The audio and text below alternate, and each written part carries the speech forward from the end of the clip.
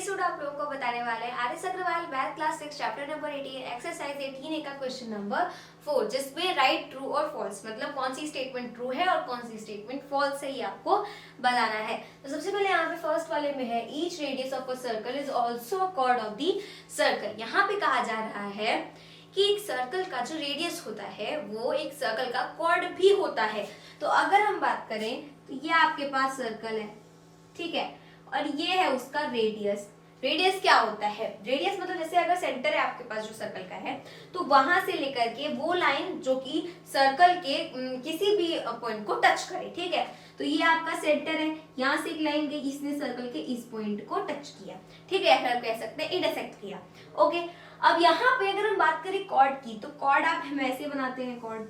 Cord का मतलब ये हुआ कि जो कॉर्ड होती है वो सर्कल के दो पॉइंट्स को इंटरसेक्ट करती है और यहाँ पे जो रेडियस होता है वो सिर्फ सेंटर और इस पॉइंट को इंटरसेक्ट करता है। वो यहाँ पे सर्कल के दोनों पॉइंट्स को इंटरसेक्ट नहीं करता, दोनों पॉइंट्स को मीट नहीं करता है। इसलिए हम नहीं कह सकते कि हर एक रेडियस क्या होता है, कॉर्ड होता है, क्योंकि ये आपका रेडियस है, कॉर्ड नहीं है। तो ये स्टेटमेंट आपकी फॉल्स है। नेक्स्ट क्या है, each diameter of a circle is also a cord of the circle.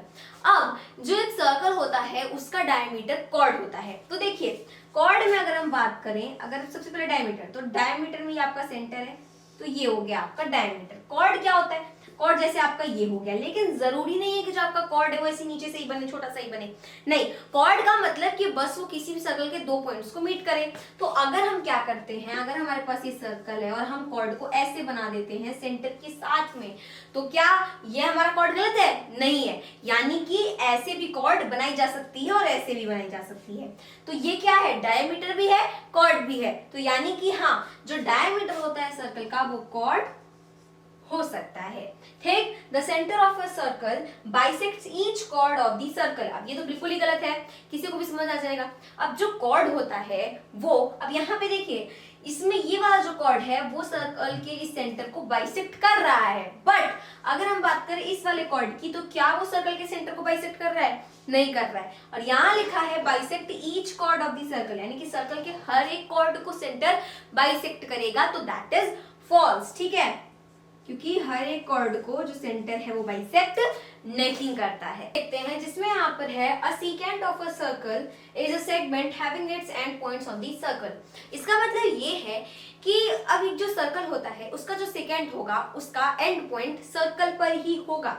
तो देखिए अगर हम बात करें सेकेंड की, तो जैसे अगर आपका जो कॉर्ड होता है, जैसे एक सर्कल बनाते हैं, ठीक, तो अब इसका जो कॉर्ड होगा वो कुछ इस तरीके से होगा, ठीक है। तो इसके जो एंड पॉइंट्स होंगे वो सर्कल तक ही सीमित रहेंगे, यानी कि उसके एंड पॉइंट सर्कल पर ही रहते हैं।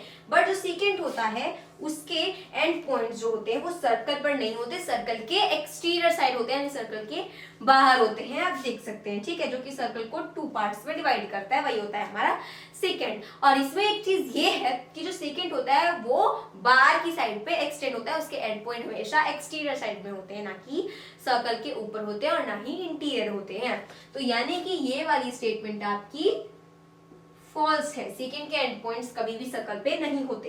अ cord of a circle is a segment having its end points on the circle.